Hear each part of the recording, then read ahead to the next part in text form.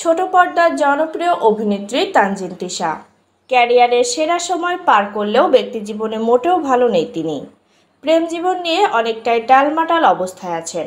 সম্প্রতি প্রেমিক নামের সেই অপরাধীকে ফেসবুকে হুমকি দিয়েছেন তিশা। মধ্যরাতের পর হঠাৎই ইংরেজিতে একটি পোস্ট দেন তিশা, যার বাংলা অর্থ দাঁড়ায়, আমি চাইলে আমাদের ইন্ডাস্ট্রির একজন অপরাধীর গল্প শেয়ার করতে পারি। আমার সেই সাহস এবং প্রমাণ আছে। মনে রেখো, তোমার খারাপ কাজগুলো সবার সামনে না এনে তোমাকে রক্ষা করেছি।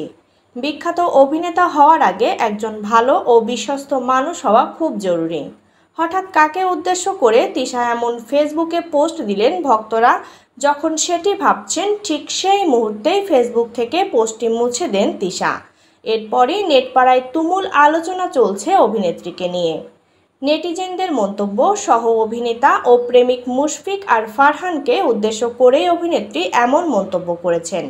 কয়েক মাস আগে এই অভিনেতার জন্যই অসুস্থ হয়ে ঢাকা মেডিকেলে মধ্যরাতে ভর্তি হয়েছিলেন তিশা। বেছে নিয়েছিলেন আত্মহননের চেষ্টা। যদিও সে বিষয়ে অভিনেতা মুশফিকের নাম প্রকাশ করেননি অভিনেত্রী।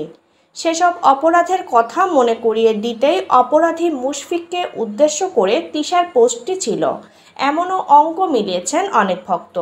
এ বিষয়ে কিছু জানতে মুঠোফোনে তিশার সঙ্গে যোগাযোগ করতে চাইলে তার মোবাইল ফোনটি বন্ধ পাওয়া যায়। এদিকে ফেসবুক পোস্ট বলছে এই মুহূর্তে ঢাকায় নেই তিশা, দুবাই হয়ে কুয়ালালামপুরে অবস্থান করছেন।